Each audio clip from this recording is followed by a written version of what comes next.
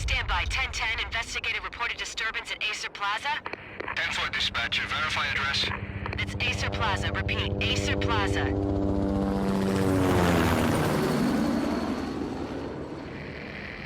Shots fired on the rooftop. An assault in progress at Acer Plaza. Repeat, an assault in progress.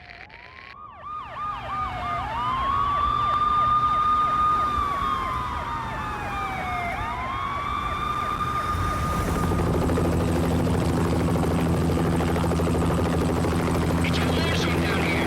1085 dispatcher, need additional units. Additional units now. Officer in danger. Officer in danger.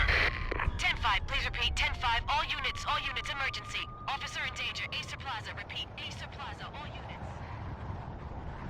They were all dead. The final gunshot was an exclamation mark to everything that had led to this point. I released my finger from the trigger, and then it was over.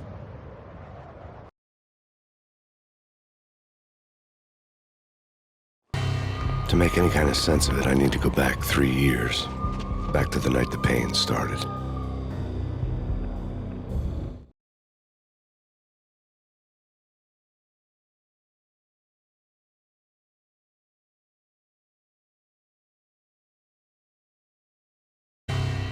I was still on the force back then. NYPD, Manhattan, Midtown North Precinct, Hell's Kitchen. So when are you coming to work for me, Detective Payne? You'd make me work undercover in some hellhole. Sorry, Alex. Michelle and the baby come first. See? My last smoke. It's bad for the baby. That's you, Max. A regular Boy Scout. See, Alex. Still on for poker Thursday night, right? Like taking candy from a baby.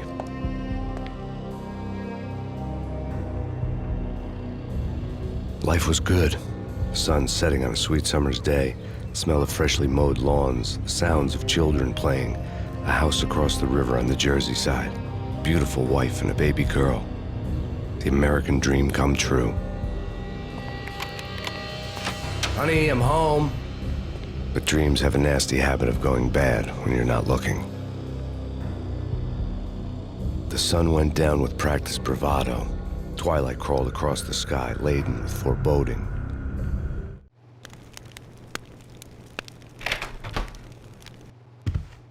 Michelle, honey, anybody home? I didn't like the way the show started. They'd given me the best seat in the house, front row center. Something ugly had been tattooed on the wall, a map of things to come. It was a poison syringe, a magic tag full of diabolical meanings. Listen, someone's broken into my house. Call 911. Is this the Payne residence? Yes, someone's broken into my house. They're still here. You have to... Good.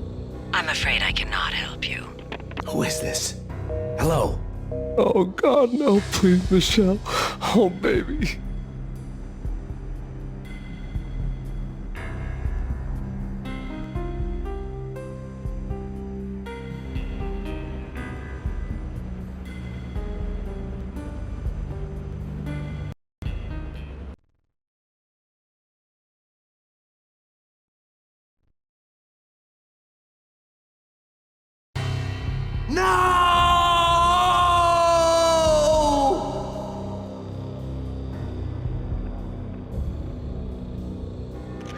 That was 3 years ago.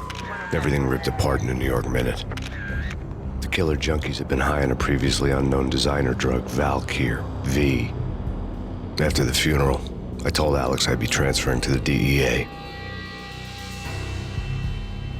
It took us 3 long years to get a break in the Valkyr case.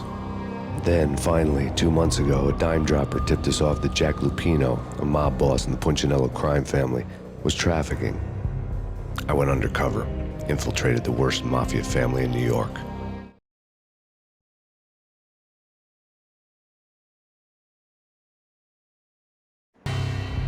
I came in from the cold and the dark. Outside the city was a cruel monster. I've been slowly working my way from the small time to the big fish, trying to get to the source of the drug. Alex and BB were my only contacts in the DEA, the only ones in this decrepit city who knew I was down here. BB here. Something urgent has come up with Jack Lupino. You need to meet with Alex immediately at the Roscoe Street station. I hadn't had a face-to-face with Alex since I'd gone undercover. Outside, the mercury was falling fast. It was colder than the devil's heart, raining ice pitchforks as if the heavens were ready to fall. Everyone was running for shelter like there was no tomorrow. It didn't get any better when I got to the subway. The feeling hit me like a point-blank shot straight in the face. Something was not right about this. My Beretta stirred nervously under my coat, but the train doors had already shut behind me, and I was in for the ride. Next stop, Roscoe Street Station, and Alex.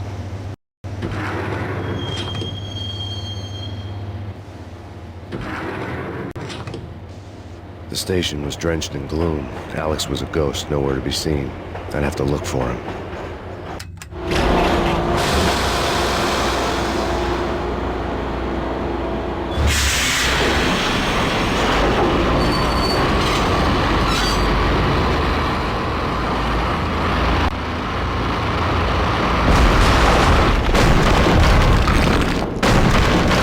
So much for being subtle.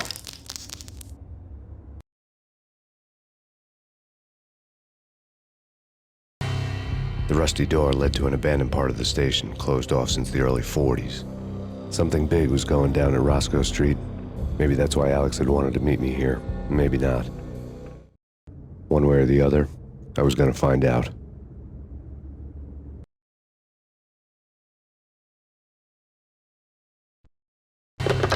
We come to you now live from the crime scene. Who is this? Right back at you. This is Deputy Chief Jim Bravura from the NYPD. You are to cease your criminal activities and surrender immediately. Sure thing, Jim. Me and the boys have been talking, and everyone's real sorry. They'll never do it again. Who the hell is this? Being placed at the scene of a bank robbery wouldn't have tipped the odds in my favor. The bank robbers have been after Acer Corporation bonds. The Acer success story had recently been on every channel and on the cover of every magazine.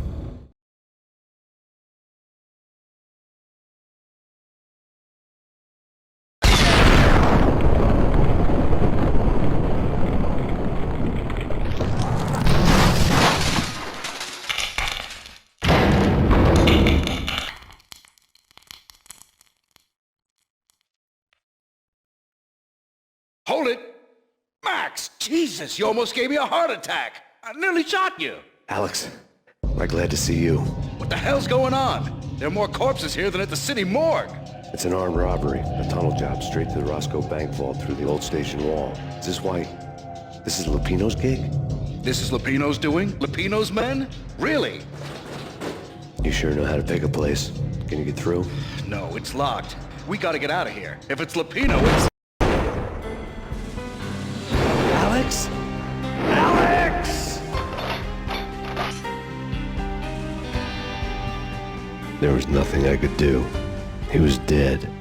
I could tell by the empty, accusing stare of his eyes.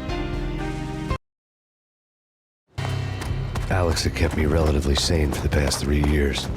Now I didn't know how I felt. Somehow he had stumbled upon something big and ended up stepping on Jack Lupino's toes.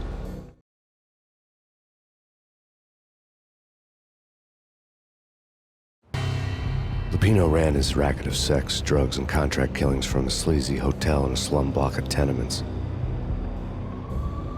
The NYPD was closing in. I could hear the sirens. Their wail was a crescendo. Lupino thought he could get us by taking Alex out and leaving me to take the fall for it. All he had gotten was my attention.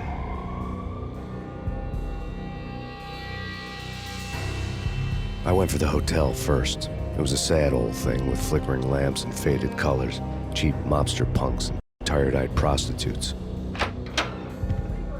I walked straight in, playing at Bogart, like I'd done 100 times before. The place was run by a couple of murdering mobsters with shark smiles. The Finito brothers. Ladies and gentlemen, it's the pain in the butt. Pain to the max. You're killing me. Did you make that up yourselves, or you get some wino downstairs to come up with it?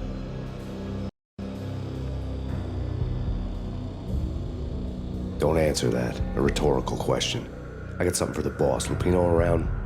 That kind of depends on who's asking. A friend or a junk squad plant. Don't answer.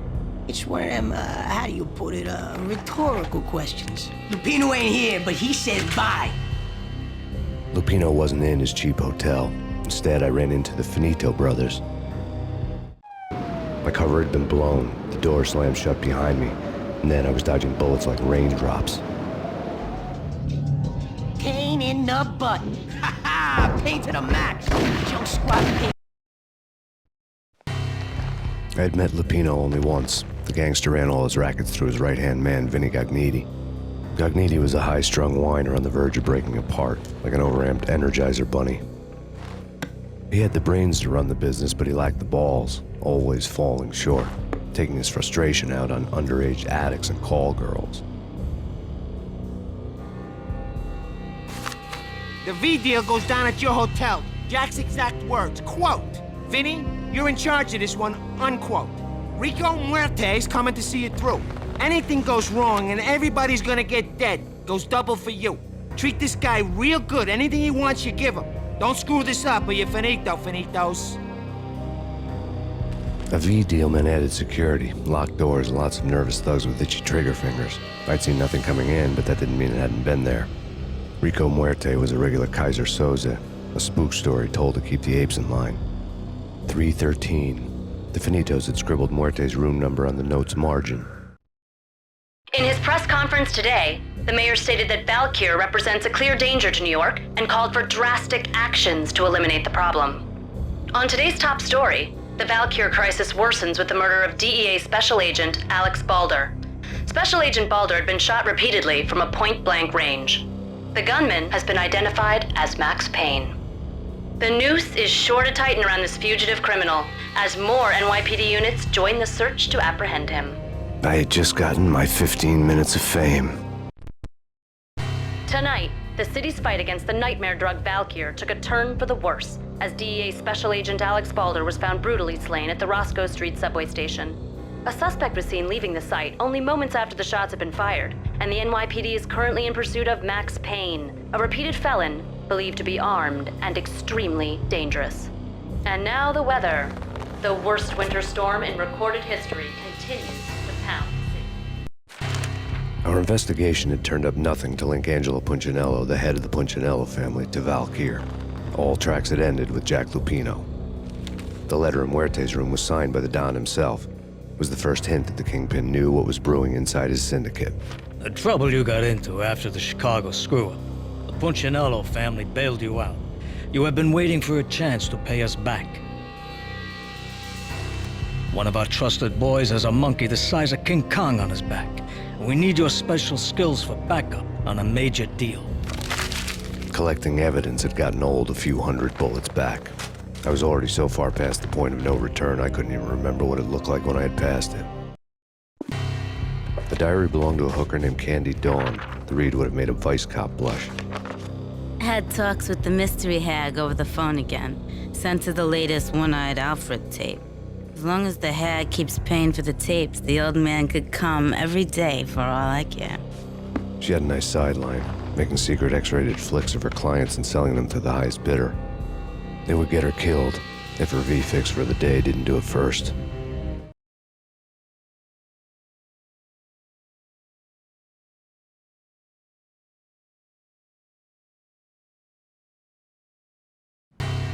The old service elevator rumbled down to the bowels of Jack Lupino's hotel.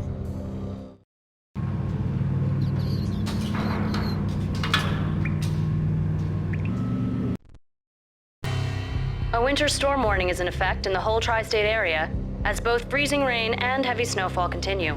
Many roadways are already closed, and people are advised to stay indoors. The severe blizzard has ravaged New York for 3 days now, with no end in sight. We'd been snowed from the start in the Valkyr case. The forecast said there was plenty more where that had come from. But the snowbound city was on my side. Less chance of innocent bystanders getting caught in the crossfire. A dead man tied to a chair lay on the boiler room floor. Captain Baseball Bat Boy has an unbeatable track record in superhero death matches. But a six-pack of root beer gets me every time. The murder weapon was a baseball bat, now lying in a pool of drying blood next to a newspaper folded open on a Captain Baseball Bat Boy comic strip.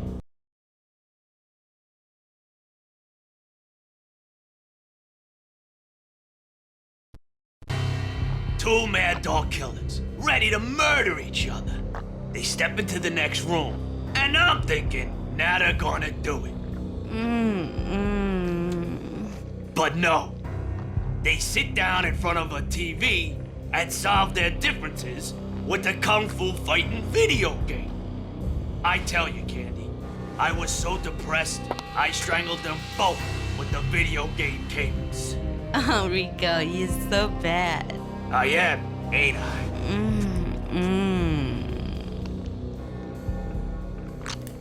Rico Muerte, big-time hustler. Who the hell? It's that cop. Muerte went for his gun.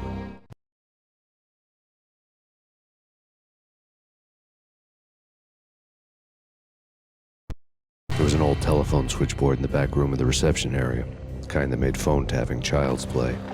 It wasn't hard to picture a fat pimp sweating with headphones on, listening to his hookers talk dirty and fake orgasms over a web of party lines, the blood veins of New York. Right now, there was a different set of moans and groans going on. Boss, Cornelia, this MaxPayne. He came, started capping us. He killed him. Are you freaking kidding me? He's just one lousy cop. You better be freaking kidding me. Whack him. What's the freaking problem? Hello? Answer me. Hello? The word was out. A deadly virus released into the city's corrupt circulatory system. Something wicked this way comes. MaxPayne at large.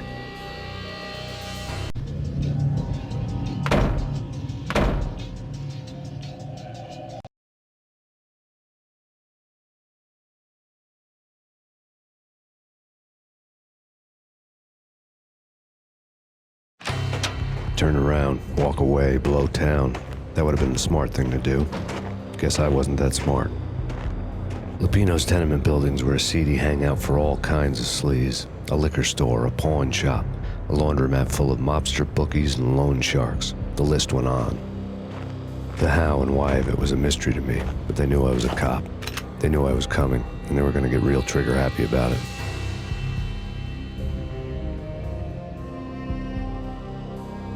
I got to see Lupino's hangout all lit up. A bomb went off, turning snow into liquid gold. A pillar of fire lifted the remains of a car straight up into the air. The flames were highlighted on the hood of a black Mercedes-Benz as it coasted down the street real slow, as if the driver didn't have a worry in the world.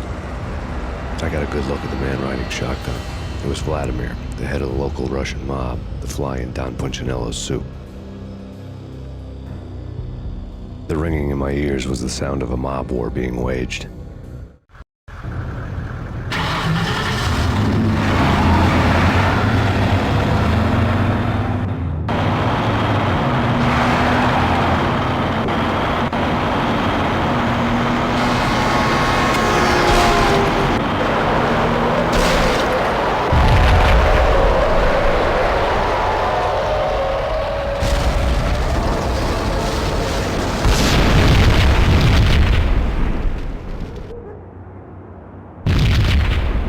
Another bomb exploded inside the closest slum building. It was a lucky break. The goons inside were spooked, but luck always came with a price tag. More bombs could still be ticking inside, and the cops would already be on their way. Jack Lupino's suite was on the top floor. At least it used to be, before the explosive makeover.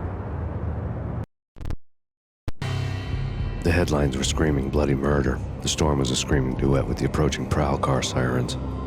It was all a scream when you were down for the count and wanted for murder.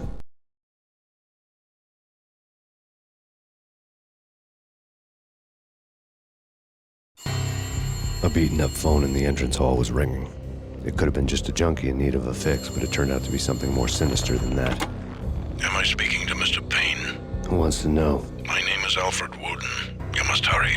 The police are on their way. Tell me something I don't know. They know you're there. How? And what's it to you? I will contact you again. The cops arrived, sirens singing in the off-key harmony of a manic-depressive choir. I had a few minutes while the SWAT team would go through their usual routine. By the time they busted in, I needed to be long gone. MaxPayne, this is Deputy Chief Jim Bravura from the NYPD. Drop your weapons and come out with your hands above your head. Suddenly it all made sense. The bombs, the Russian mob boss making an appearance in person. Gagniti was his usual self, all talk and no walk. After our hit, the Russian has only a couple of guns left and they can be bought. There's no freaking way he has the guts to try anything after that. As it turned out, the Russian had plenty of guts. One thing you could count on, you push a man too far and sooner or later he'd start pushing back.